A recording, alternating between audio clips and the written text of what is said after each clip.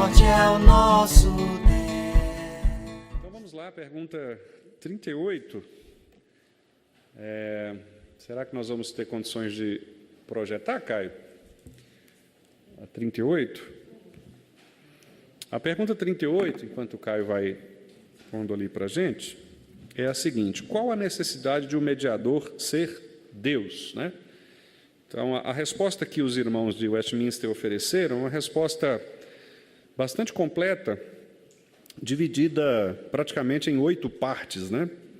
E cada parte, então, associada a um versículo bíblico que comprova essa afirmação que é feita pelo catecismo. Então, os irmãos conseguem ler comigo ali, juntos, para a gente ajudar também, né, a gravar o texto? Então, qual a necessidade de um mediador ser Deus? Vamos ler? Era necessário que o mediador fosse Deus para poder sustentar a natureza humana e guardá-la de cair debaixo da ira infinita de Deus e do poder da morte, para dar valor e eficácia aos seus sofrimentos, obediência e intercessão, e para satisfazer a justiça de Deus, conseguir o seu favor, adquirir um povo peculiar, dar a este povo o seu espírito, vencer todos os seus inimigos e conduzi-lo à salvação eterna. Então, vejam que é uma resposta bastante complexa, né? Que, como eu disse, é dividida em várias partes. E agora nós vamos ler, então, os textos correspondentes a estas partes. Então, a primeira afirmação aí, a primeira grande frase que nós temos, é esta que vai até a expressão poder da morte. Então, era necessário que o mediador fosse Deus para poder sustentar a natureza humana, porque se ele não fosse Deus, ele não conseguiria manter a natureza humana sem pecado, né? Para que ele pudesse guardá-la de cair debaixo da ira infinita de Deus e do poder da morte. Então, Cristo, ele precisava ter a natureza divina exatamente para que a natureza divina fosse capaz de nos manter como representados por ele, né? Livres da ira de Deus e do poder da morte. Vamos ver 2 textos aí que são citados pelo catecismo. O primeiro deles é Atos 2, 24. Atos 2, 24. Atos 2, 24, que diz assim. Eu vou ler também o 22, né? Até o 24, para ficar o parágrafo completo. Varões israelitas, atendei a estas palavras. Jesus, o Nazareno, varão aprovado por Deus, diante de vós com milagres, prodígios e sinais, os quais o próprio Deus realizou por intermédio dele entre vós, como vós mesmos sabeis, sendo este entregue pelo determinado desígnio e presciência de Deus, vós o matastes, crucificando-o por mãos de iníquos, ao qual, porém, Deus ressuscitou, rompendo os grilhões da morte. E agora vem a parte que nós queremos destacar. Porquanto não era possível fosse ele retido por ela. Então, a morte não pode reter o poder de Deus. Então, era necessário exatamente ser Deus para que, pela natureza divina, a morte fosse absolutamente desprovida, né, do seu poder. Como Paulo, lá em Romanos, diz, o aguilhão da morte ele foi tirado. Né? Então, onde está, ó morte, a tua vitória? A morte já não tem mais poder sobre aqueles que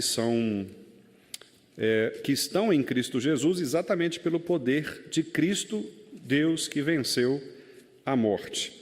O outro texto é Romanos 1:4. Romanos 1:4. Também mostrando o poder de Jesus em relação à morte.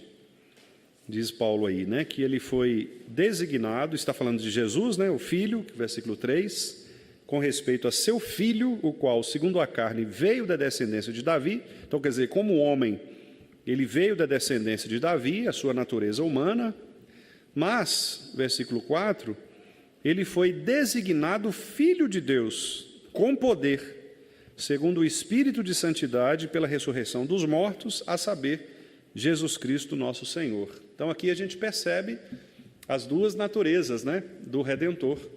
A gente percebe Cristo como sendo o homem, filho, porque ele é da descendência de Davi, mas, ao mesmo tempo, né, Paulo diz que ele foi designado Filho de Deus, ou seja, é homem enquanto descendente de homem, mas é Deus enquanto descendente, ou para usar o termo teológico, né, gerado a partir, né, do próprio Espírito de Cristo.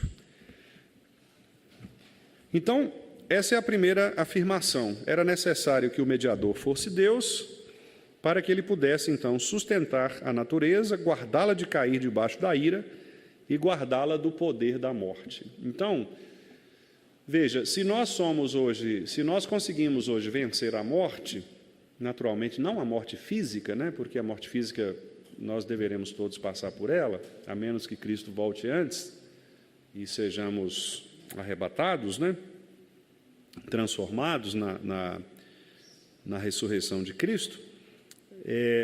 Mas, se formos morrer fisicamente, nós morreremos fisicamente, porque Jesus mesmo disse que nós deveríamos voltar ao pó, e se o grão de trigo não morrer, ele fica só, né? Ele não produz, então a morte faz parte da natureza humana, mas nós cremos que a morte não é capaz de nos encerrar, de nos fechar, de nos prender, porque agora, pela nossa natureza divina, o que é a nossa natureza divina? Nós somos, do mesmo modo que nós estamos ligados a Cristo, do ponto de vista humano, porque Cristo veio e se encarnou, né?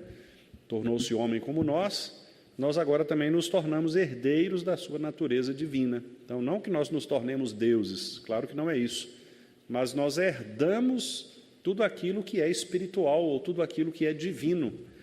Não é? Por isso que nós temos a certeza de que, quando formos para o céu, nós teremos os nossos corpos transformados e habitaremos um espaço diferente do espaço terreno, do espaço humano, né?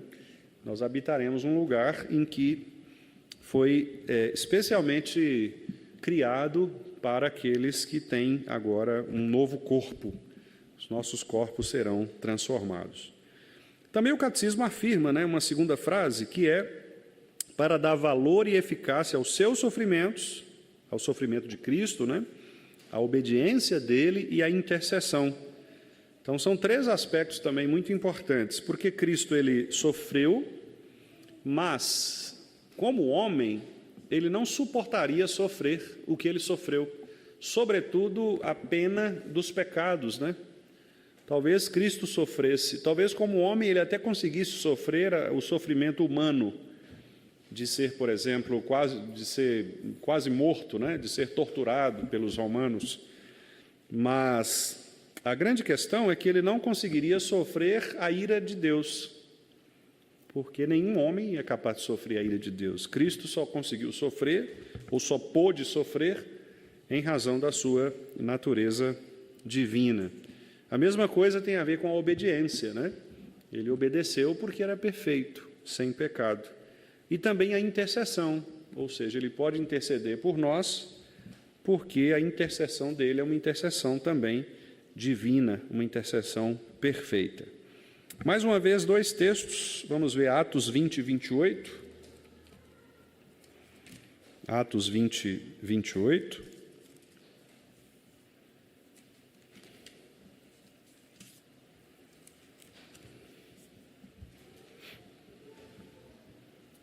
Atos 20, 28, né? Paulo falando aos presbíteros lá em Éfeso, Paulo diz assim: atendei por vós e por todo o rebanho, sobre o qual o Espírito Santo vos constituiu bispos, para pastoreardes a igreja de Deus, e aí vem o trecho que o catecismo destaca, a qual ele comprou com o seu próprio sangue. Então, o sofrimento de Cristo valeu, né, a compra de um povo para si, que, aliás, também está ali na pergunta, logo no final, né, quando diz ali, adquirir um povo peculiar.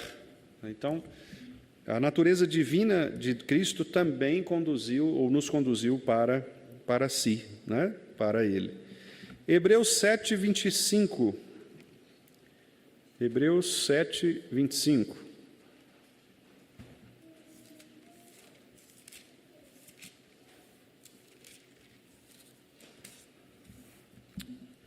Por isso também pode salvar totalmente os que por ele se chegam a Deus, vivendo sempre para interceder por eles. Então, por que Cristo pode interceder por nós, né? Porque ele é divino, ele está assentado à direita de Deus, sendo ele o Filho, né? Como diz lá o versículo 28, aí mesmo em Hebreus 7, o finalzinho, né? Diz que a lei, porque a lei constituiu sumos sacerdotes a homens sujeitos à fraqueza, né? Homens. Mas a palavra do juramento, que foi posterior à lei, constituiu o Filho, e o Filho é perfeito para sempre. Então, há uma diferença entre a intercessão humana e a intercessão divina, né? É por isso que nós somos bastante contrários à intercessão de Maria, por exemplo, porque nós não acreditamos na divindade de Maria, né? No sentido de ser ela capaz de nos representar. Porque Maria, o máximo que ela poderia ser, e não é, mas o máximo que ela poderia ser, é um sumo sacerdote homem, né? Ser humano, sujeito à fraqueza. Só o Filho é perfeito.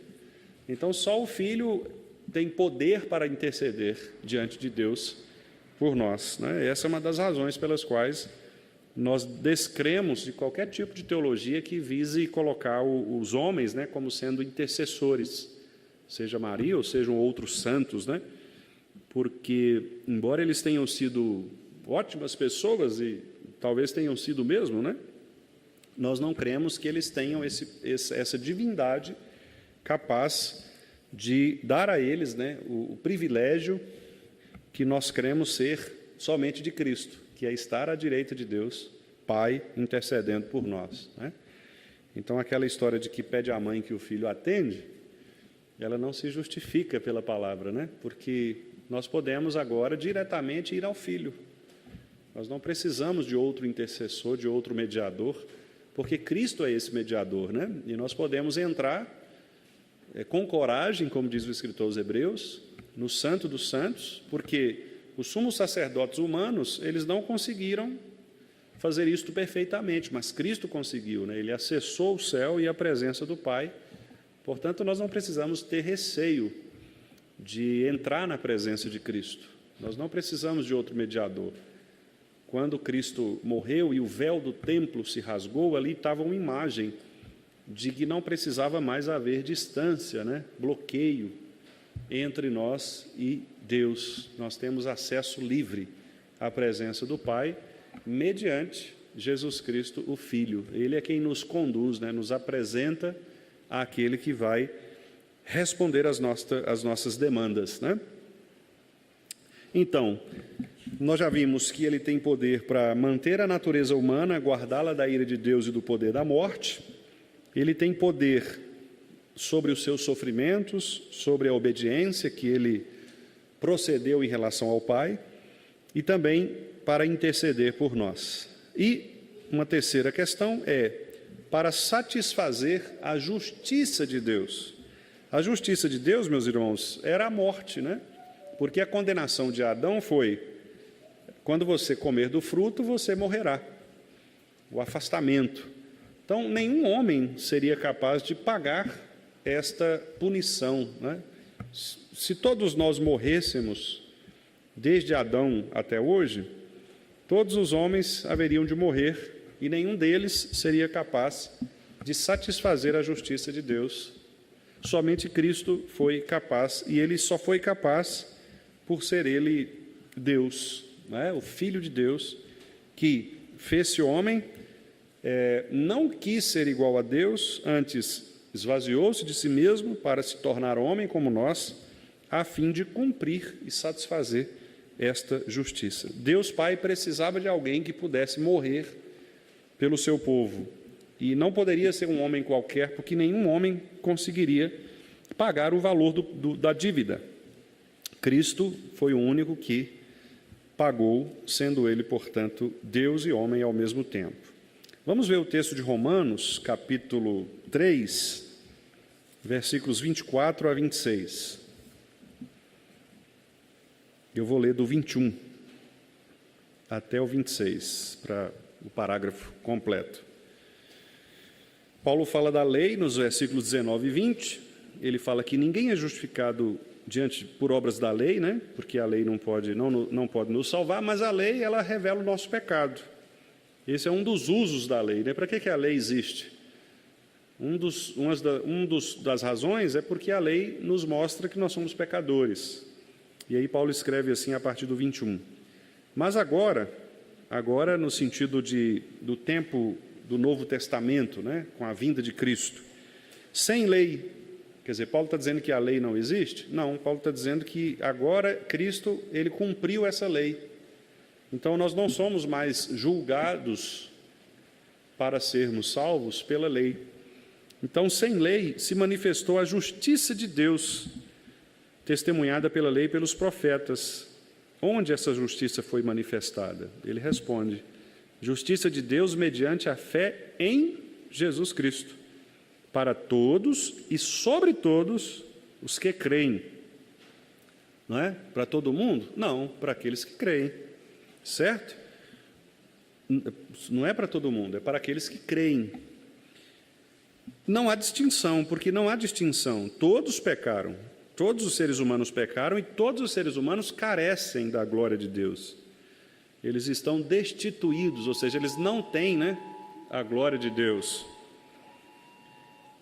Sendo justificados gratuitamente por sua graça, mediante a redenção que há em Cristo Jesus, a quem Deus propôs no seu sangue como propiciação mediante a fé, veja, para manifestar a sua justiça, por ter Deus, na sua tolerância, deixado impunes os pecados anteriormente cometidos, tendo em vista a manifestação da sua justiça no tempo presente. E eu gosto muito dessa última frase. Para Ele mesmo, quer dizer, o próprio Deus, ser as duas coisas, ser justo e o justificador daquele que tem fé em Jesus. Eu gosto muito dessa última frase, porque mostra que Jesus, ele assumiu o papel de manifestar a justiça, de Deus, para que Deus, o Pai, pudesse assumir essas duas funções, de ser o justo e de ser o justificador. Quer dizer, ele é as duas coisas ao mesmo tempo. Ele é quem produz a justiça em nós e ele é o justo por meio do qual nós obtemos a justiça, Quer dizer, isso mostra mais uma vez que não é por nós mesmos, é pela graça, Não adianta nós querermos buscar a salvação pelas obras de obediência, porque nós não vamos conseguir. Nós precisamos de uma justiça perfeita, e essa justiça é a justiça de Deus, em Cristo Jesus, como Paulo aqui nesse texto tão precioso, ele nos mostra. Então, irmãos, nós vimos ali, esse terceiro aspecto, para satisfazer a justiça de Deus. Então, se Cristo fosse somente homem, ele não teria condições de satisfazer a justiça. Por uma razão simples, como nós já dissemos, nenhum homem seria capaz de pagar o tamanho da dívida que era aquela exigida por Deus. Nenhum homem, por mais, entre aspas, santo, que ele pudesse ser, se nós pegarmos aí os grandes sábios, ou exemplos da humanidade, Sócrates, Madre Teresa de Calcutá, Mahatma Gandhi, pegarmos esses nomes que foram pacifistas, etc., nós não vamos, mesmo assim, qualquer um destes apresenta pecado e por um pecado apenas já seria suficiente para que eles invalidassem o pagamento completo da dívida, porque a dívida exigia a perfeição, e nenhum deles era capaz de ser perfeito. Por isso, só Cristo poderia, então, satisfazer a justiça. Eu gosto muito desse texto de Romanos, porque Paulo diz aqui, né, a quem Deus propôs como propiciação. Eu já falei com os irmãos, não sei se vocês se lembram, mas esse verbo propor, aqui ele tem dois sentidos possíveis, né, na língua grega. Pode ser propor de apresentar, por exemplo, quando você faz uma proposta, né? Quando você faz uma proposta, você está apresentando. Ó, irmãos, vou fazer uma proposta. Você apresenta um plano, um projeto, né? Então, alguns dizem que Deus apresentou Jesus como sendo a solução para o problema do pecado.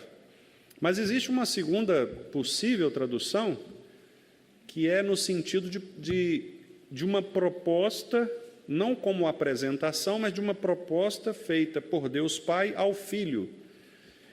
Então, seria mais ou menos assim, né, na economia ou na conversa da Trindade, né? O Pai chama o Filho e diz, olha, eu quero salvar estes que eu escolhi, e eu preciso que você morra por eles, para pagar a dívida.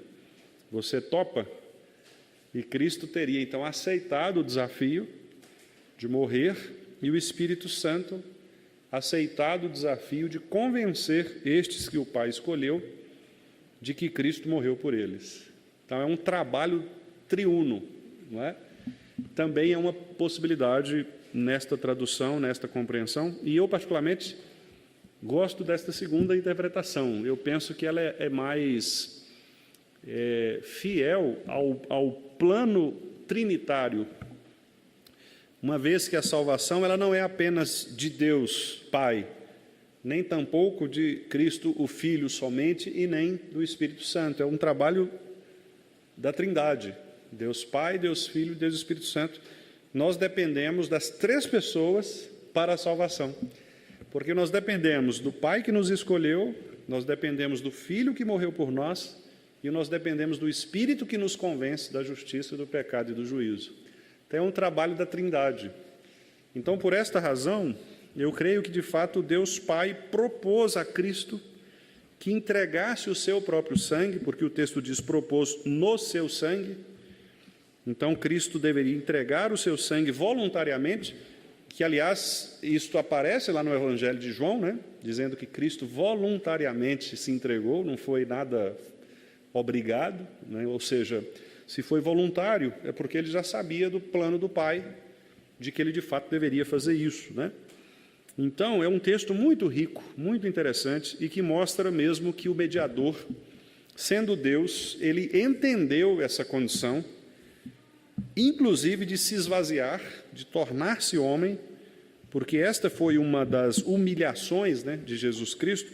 Nós vamos ver isso lá na pergunta 46, que fala sobre o estado de humilhação, vai dizer que o estado de humilhação foi exatamente Cristo, por amor de nós, se despir da sua glória divina e se tornar servo, se tornar humilde, homem. Então, imagina Deus se tornar homem, sujeito às fraquezas, sujeito às tentações, embora sem pecado, mas experimentando as privações da humanidade, né? Então, esse é um ponto de humilhação, e Cristo, ele aceitou isso, né? Ele aceitou essa condição, exatamente para que pudesse nos representar. E é interessante, isso tem, irmãos, uma implicação muito forte para a liderança da igreja, né? Especialmente os presbíteros, né? Docentes e regentes, porque o presbiterato, tanto regente quanto docente, é uma forma de você servir o povo de Deus, né? E para servir o povo de Deus, você precisa, muitas vezes, abrir mão exatamente de alguns privilégios, de algumas condições que você teria, de benefícios para você em favor do povo, né? Então, por exemplo, vou dar um exemplo. Às vezes o presbítero ele gostaria, por exemplo, de ter uma vida, vamos dizer assim, tranquila, no sentido de não ter obrigações na igreja, né? Por exemplo, de ser um frequentador, né? Mas quando ele assume o presbiterato, ele tem que abrir mão disso. E aí algumas responsabilidades, por exemplo, que vêm sobre ele, privam, não é? De que ele faça coisas que talvez uma outra pessoa faria. Talvez até mesmo o estilo, o comportamento. Há coisas que são mais aceitáveis ao membro da igreja do que, por exemplo, de um oficial, né? de um pastor, de um diácono. Então, é interessante, porque isso tem essa implicação também, né? Cristo, ele deixou a sua glória, né? Ele se despiu da sua glória, como diz lá o texto de Filipenses. Mesmo sendo Deus, ele não usou como usurpação ser igual a Deus, antes esvaziou-se, né? No sentido, não que ele perdeu a sua natureza divina, não é isso. Nós não cremos nisso, ele permaneceu Deus o tempo todo. Mas ele simplesmente não quis usar esta prerrogativa, né? Porque ele sabia que ali ele estava cumprindo outra função, que era representar o povo. E para representar o povo, ele precisava ser homem. Nós vamos ver isso mais para frente, porque nós vamos tratar sobre esta questão também da humanidade, né? Mas, então, este é o terceiro aspecto que nós vimos. Primeiro ele precisava ser Deus para suportar a natureza humana, guardá-la de cair debaixo da ira e também do poder da morte. Se Cristo não fosse Deus, ele não venceria a morte, porque nenhum homem é capaz de vencer a morte sem o poder de Deus nele. E lembre-se de que Jesus ressuscitou pelo seu próprio poder, né? E essa é a grande... Ele não foi ressuscitado, né? Não fizeram uma massagem cardíaca em Jesus, né? Ele se ressuscitou, né? Ele, pelo seu poder divino, ele entregou. Por isso que quando ele falava lá que o templo ia cair em 3 dias, ser retificado, o pessoal não entendia, né? Falava, como assim, né? Você vai construir um edifício desse? Então é impossível, né? Mas ele estava falando a respeito do seu próprio corpo. Quer dizer, ele entregaria, ele cairia, né? No sentido da morte, mas ele se reedificaria 3 dias depois. Então, o poder de Jesus de ressuscitar, e ele provou isso, ressuscitando Lázaro, né? Por exemplo, também a menina, né? A cordeirinha, né? A Talita, lá do Novo Testamento também, a quem achavam que já havia morrido, não, ela só está dormindo, né? E ressuscita. Então, Jesus também demonstrou isso, embora as pessoas não creram nele naquele momento. Nós sabemos que pela incredulidade mesmo do coração, né? Segundo lugar, para dar valor e eficácia aos seus sofrimentos, obediência e intercessão, nós vimos também. Terceiro lugar, para satisfazer a justiça de Deus. Quarto lugar, conseguir o seu favor. Então, nós vamos ver agora Efésios 1:6. Conseguir o seu favor. Ora, nenhum homem conseguiria chegar à presença de Deus, Pai, para conseguir favor, não fosse aquele homem perfeito. Lembre-se lá de de Hebreus. Hebreus diz que Cristo, ele entrou primeiro no santuário, exatamente para que nós pudéssemos entrar depois dele. Então, o primeiro a entrar é Cristo. Nenhum homem consegue entrar por si mesmo, né? É claro que guardadas as proporções, mas imagine que você esteja precisando falar com uma grande autoridade, né? Você não vai entrando lá no Palácio do Planalto, por exemplo, né? E vai subindo a rampa e entra e tal. Eu vou lá falar com Lula, né? Você não passa nem da rampa ali, né? O pessoal já te barra na... Quer dizer, se você não tiver o acesso, quem entra primeiro para te conduzir, você não consegue. A mesma coisa, guardadas as proporções, claro, acontece conosco em relação a Deus, né? Nós só entramos na presença de Deus mediante aquele que pôde entrar de maneira adequada. Veja aí, Efésios 1:6. Paulo está falando aqui sobre os privilégios que nós recebemos. Versículo 3, ele fala, bendito Deus e Pai de nosso Senhor Jesus Cristo, ele diz que nos tem abençoado com toda sorte de bênção espiritual nas regiões celestiais em Cristo. Então veja, nós somos bem-aventurados e nós temos toda sorte de bênção, mas só temos por causa de Cristo, em Cristo. E aí Paulo começa a dizer, olha, ele nos escolheu nele, em Cristo, quer dizer, a nossa eleição é por causa de Cristo, não é? A predestinação da nossa vida, ou seja, o fato de nós termos uma vida ordenada por Deus em todos os seus critérios, é para Ele, versículo 5. A adoção que nós recebemos por meio dEle, por meio de Jesus Cristo, né? Então, veja que Paulo vai falando tudo por causa de Cristo, em Cristo, nele, para Ele, né? E no 6 ele diz, para louvor da glória de sua graça, que Ele nos concedeu gratuitamente em quem? No amado, que é Cristo. Então, tudo que nós temos por causa de Cristo. Então, quando o catecismo diz aí, conseguiu o seu favor, é exatamente nesse sentido. Tudo que nós temos hoje, desde a eleição até a preservação de nossa vida, nossa filiação, tudo que nós temos, a segurança da salvação, né? Tudo isso depende de Cristo. Cristo conseguiu por nós, né?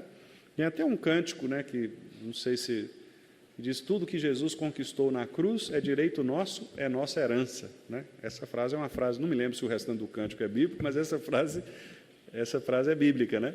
De fato é isso, tudo que Jesus conquistou é direito nosso. E não é direito nosso porque você reivindica pelo seu poder, mas é direito nosso porque Ele nos deu, né? Então, Ele conquistou e disse, é de vocês. Então, nós somos favorecidos. Aliás, esse é um sinônimo da palavra graça, né? Que é ser favorecido, né? Uma pessoa que recebe graça é uma pessoa favorecida, né? O favorecimento de Deus em nosso favor. Também, irmãos, quinto lugar, adquirir um povo peculiar. Vamos ver aí, Tito 2,14. Adquirir um povo peculiar. Que povo é esse? Ora, o povo que pertence somente a Deus, um povo diferente. Diferente porque nós somos melhores? Não. Diferente porque nós fomos escolhidos por Ele, por Deus Pai, em Cristo Jesus, para procedermos de uma maneira específica. Tito 2,14, diz assim o texto, né? Paulo está falando aí ele está falando com o Tito sobre a graça que se manifestou Salvador a todos os homens. Essa graça, irmãos, ela educa as pessoas, versículo 12, né? Aqui é uma justificativa, né, Bruno, para a educação cristã, né? Olha a educação cristã aí fazendo efeito. A graça salvadora de Cristo, ela educa os homens, né? Ela faz com que os homens sejam mais sensatos, justos, piedosos, né? Esse é o tipo de educação que nós deveríamos ter. Infelizmente, nós não temos nas escolas esse tipo de educação, né?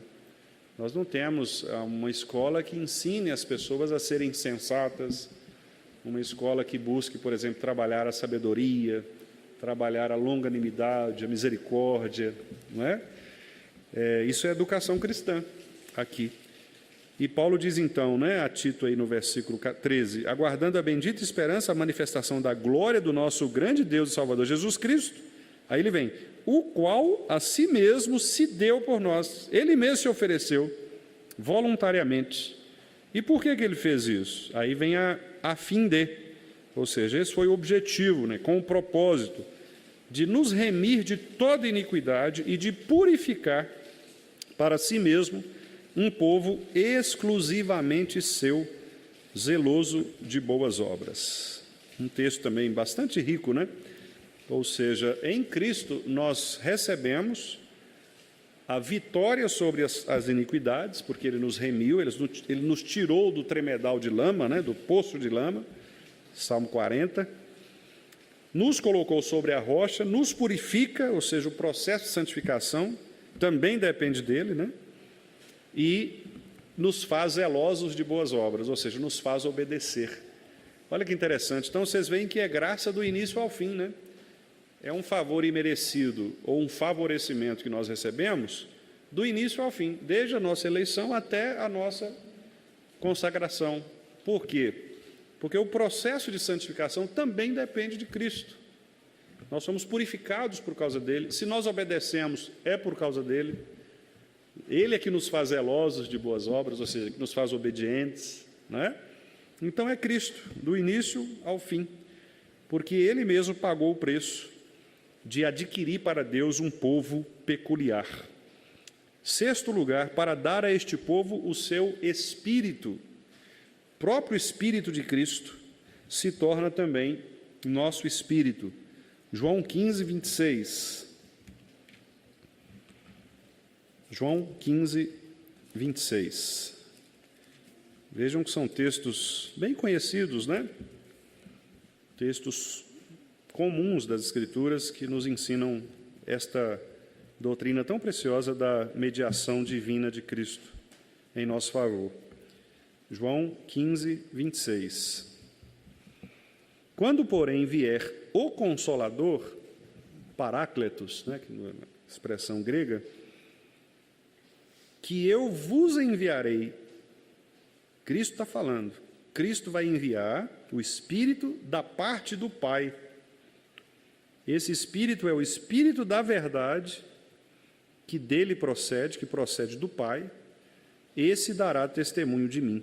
Então, o Espírito do Pai virá até nós para testemunhar a respeito de Jesus Cristo, né?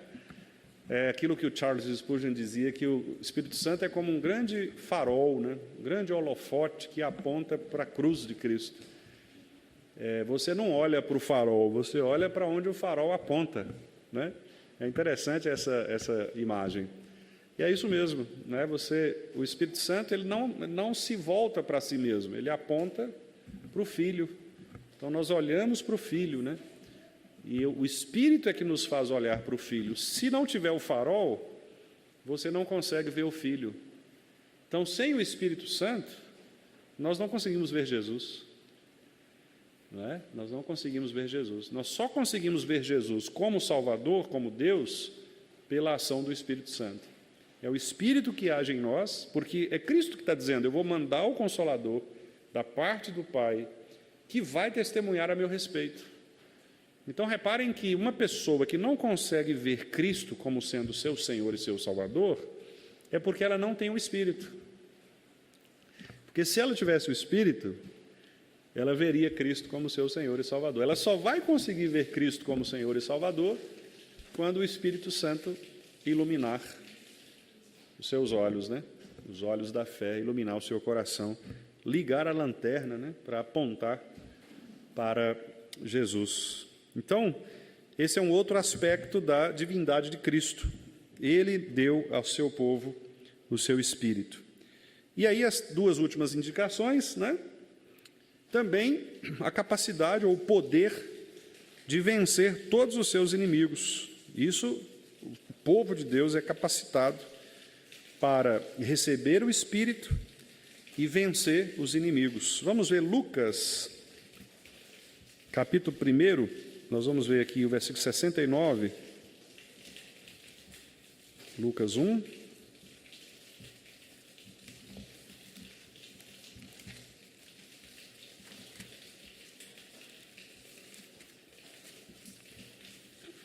A partir do 69, essa profecia, né, de Zacarias.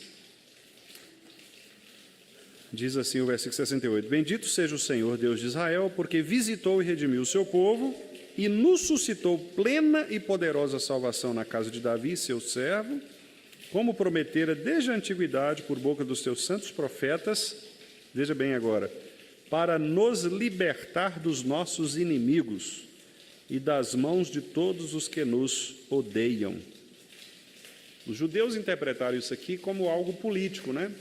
Eles achavam que Cristo viria mesmo para depor o Império Romano e se assentar no trono humano, né? E isso, até hoje, causa muita confusão, até mesmo entre os cristãos, porque os cristãos confundem, às vezes, as esferas, né, da igreja com a esfera civil ou do Estado, achando que a igreja deveria ocupar o poder do Estado, né? É uma discussão que vem de muito tempo. Não é o nosso caso aqui, mas só para mostrar aos irmãos que este é um dos textos que dá ensejo a esse tipo de interpretação. Mas nós não entendemos, né? Os reformados não entenderam este texto como sendo uma profecia para que Cristo assentasse no trono humano, que ele de fato libertasse com espada poderosa, que cortasse a cabeça do imperador romano, né? Mas nós cremos que a ideia aqui é que, de fato, a nossa, como vai ficar claro depois lá nos apóstolos, e o próprio Cristo, né, que combateu a violência de Pedro, por exemplo, que cortou a orelha de Malco, e Paulo, que fala que a nossa luta não é contra sangue, né, não é contra carne e sangue. Então fica muito claro que o que o texto está profetizando não é uma libertação humana, né, não é assentar-se no trono do mundo, mas é que ele seja capaz de nos libertar dos nossos inimigos espirituais, não é? Das mãos daqueles que nos odeiam espiritualmente. E, claro, isso pode envolver pessoas, pode envolver seres humanos, pode envolver governos, como tem sido, aliás, né? Deus tem livrado o povo de Israel e depois os cristãos de inimigos mesmo, humanos, como livrou de Faraó, por exemplo, do Egito, como livrou muitos cristãos da perseguição em muitos tempos, como livra hoje alguns dos cristãos da perseguição, né? Então, isso não significa dizer necessariamente que nós cristãos devemos nos preocupar em tomar o poder e assentar-nos no trono humano, mas devemos ter a convicção de que uma das bênçãos que nós recebemos é de termos a capacidade de vencer os nossos inimigos. Então, aquela ideia de que as portas do inferno não vão prevalecer contra a igreja, e os irmãos estão acompanhando aí, eu postei no grupo, né, aquela situação lá vivida na Colômbia, em que pastores têm sido mortos, né, já 2 pastores foram mortos, um inclusive com a família toda, né, a igreja presbiteriana foi atacada lá, graças a Deus não houve danos pessoais, né, mas já foi ameaçada. Eu coloquei lá a palavra do missionário da APMT, né? Então, devemos orar por esses irmãos e eu creio que, sim, Deus nos livra das mãos desses inimigos também, né? Ali há uma suspeita de que haja uma ação das chamadas Farcs, né? Que são o crime organizado colombiano, a máfia colombiana, né? Seria semelhante aos nossos PCC, Comando Vermelho, né? Aqui no Brasil, dentre outros, as milícias, né? Então, e até conversando hoje com o irmão, ele disse, aí está pertinho de nós, né, pastor? Eu falei, pois é, está pertinho de nós, Colômbia é aqui, né? A gente acha, às vezes, que está lá no Oriente Médio, que está lá na África, Colômbia é divisa nossa aqui, né? Pertinho. Então, orar por esses irmãos e orar por nós, porque nós não sabemos, né, do nosso futuro, até quando nós poderemos usufruir de uma liberdade religiosa, não sabemos, né? Deus pode querer que sejamos perseguidos por causa da justiça, mas, se formos, essa profecia fala a respeito disso. Nós recebemos poder em Cristo, porque Ele é Deus, de nos libertar dos inimigos. E ainda que tenhamos que morrer pelas mãos humanas, nós cremos que estaremos guardados pelo poder dele, né? Como o próprio Cristo disse, né?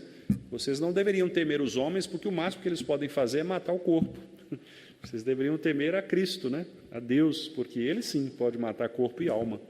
Então, o máximo que os homens podem nos fazer é matar o nosso corpo, né? Mas eles não podem nos levar para o inferno.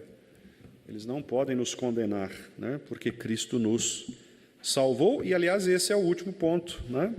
Que é conduzi-lo à salvação eterna. Vamos ver? Hebreus 5:9.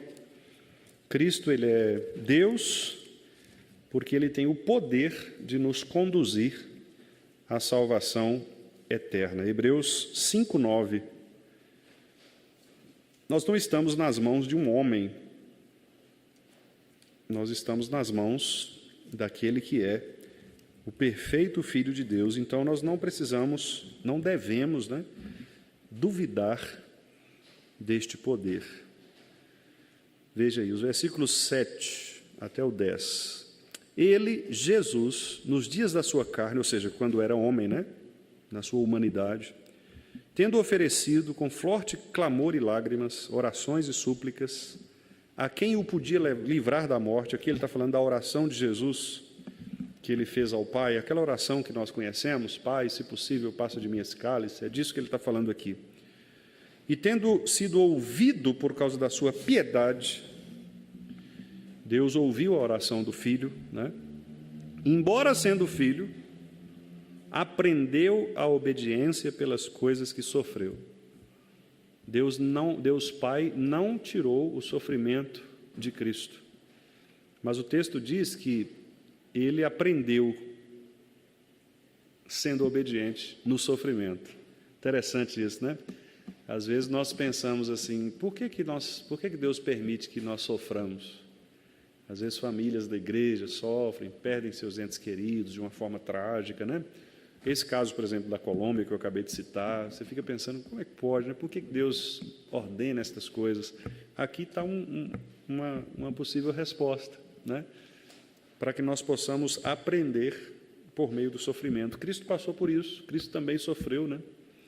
E aí vem o 9, que é o ponto que destaca ali no catecismo. E tendo sido aperfeiçoado, quer dizer, uma vez que ele venceu, né, o desafio do sofrimento e foi até a cruz, tornou-se o autor da salvação eterna para todos os que lhe obedecem, tendo sido nomeado por Deus sumo sacerdote, segundo a ordem de Melquisedeque. Interessante. Ou seja, Cristo ele foi obediente, mesmo sendo filho, Deus Pai não poupou do sofrimento, ele sofreu, aprendeu no sofrimento, venceu o sofrimento, então foi aperfeiçoado. Quando nós vencemos o sofrimento, nós somos aperfeiçoados. E, ao ser aperfeiçoado, Cristo se tornou o autor da salvação eterna. De quem? Daqueles que obedecem a Ele. E Ele foi nomeado por Deus como o sumo sacerdote, o único, né? Porque Melquisedeque é único. É por isso que aparece Melquisedeque aqui, porque Melquisedeque ninguém sabe nada sobre ele, né? Ele aparece assim, nós não temos muita informação. Mas a ordem de Melquisedeque, nós sabemos que ele era um sacerdote específico, único. E é por isso que ele é associado aqui, como se o escritor estivesse dizendo: olha, o sacerdócio de Cristo não é o mesmo sacerdócio como estes do Antigo Testamento, que iam lá todo ano, várias vezes ao ano e tal. Não, ele é um sacerdócio diferente, específico, perfeito. Ele foi de uma vez por todas, ofereceu o seu próprio sangue, não foi sangue de animais. Ele não precisou entrar em templo construído por mãos humanas, ele entrou no céu, um templo construído pelo próprio Pai. Ele não precisa ficar morrendo todos os dias, ele morreu uma vez só. Então, quer dizer, várias situações, né, que apontam para esse sacerdócio especial. E por isso é que nós podemos confiar que ele é capaz de nos conduzir à salvação eterna.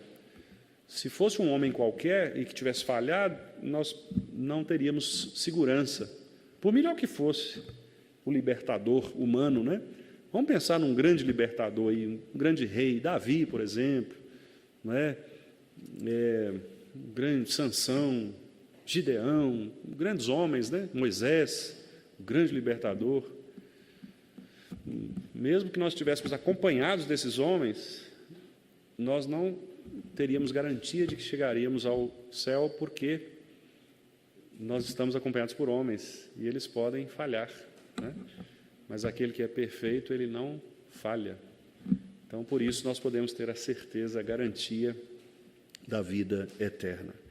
Então, meus irmãos, hoje a gente fez basicamente a leitura dos textos, né? Não explorei aqui a teologia da divindade de Cristo, pretendo fazer isso nos próximos estudos, né? Falar sobre a divindade, mas veja que a resposta ela já nos dá uma amplitude, né? Bem significativa da razão pela qual Cristo precisava ser Deus. Né? Por todas estas razões, especialmente porque nós precisávamos de uma garantia, de alguém que pudesse mesmo vencer a morte. E nós não teríamos essa garantia se fosse um homem como nós, não é? Qual de nós aqui teria condições de falar, não, eu vou e vocês podem, né, confiar? Nenhum teria, nós não teríamos condições de fazer isso. Então, Cristo fez isso, e por isso Ele garantiu a nossa salvação. E todas essas bênçãos, como nós vimos lá em Efésios, né? Tudo que Jesus conquistou, Ele conquistou para o nosso benefício. Ele abriu o caminho, então nós podemos entrar na presença do Pai sem qualquer tipo de restrição, porque nós estamos nele. Ah, pastor, mas eu sou pecador, sou miserável, eu penso coisas que são pecaminosas, eu faço coisas pecaminosas. Será que Deus me aceita? Sim, Deus te aceita, porque Ele não está aceitando você, Ele está aceitando Cristo. Se você estiver com Cristo, Ele te aceita. Se você estiver sozinho, não, aí Ele vai te repelir mesmo. Mas se você for com Cristo, disposto, portanto, a confessar os seus pecados, reconhecer a sua pobreza espiritual, bem-aventurados os humildes de espírito, né, os pobres de espírito, chorar pelos seus pecados, você vai entrar sim. Cristo te apresenta, né? Então, não há pecado que Deus não possa perdoar sendo acompanhado por Cristo Jesus, né?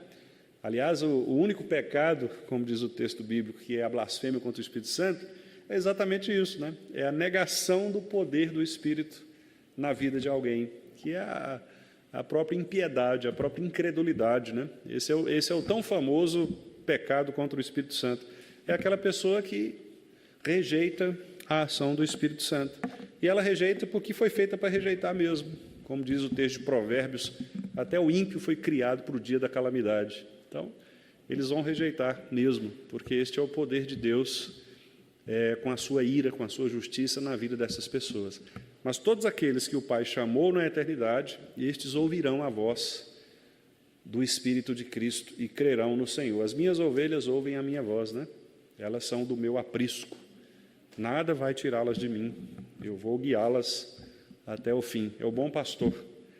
Salmo 23, é aquele que nos guia pelos passos verdejantes e vai conosco até o final, né? Então, irmãos, por isso Cristo precisava ser Deus. Se Ele fosse só homem, nada feito, não teria como nos representar de maneira perfeita. Amém, né?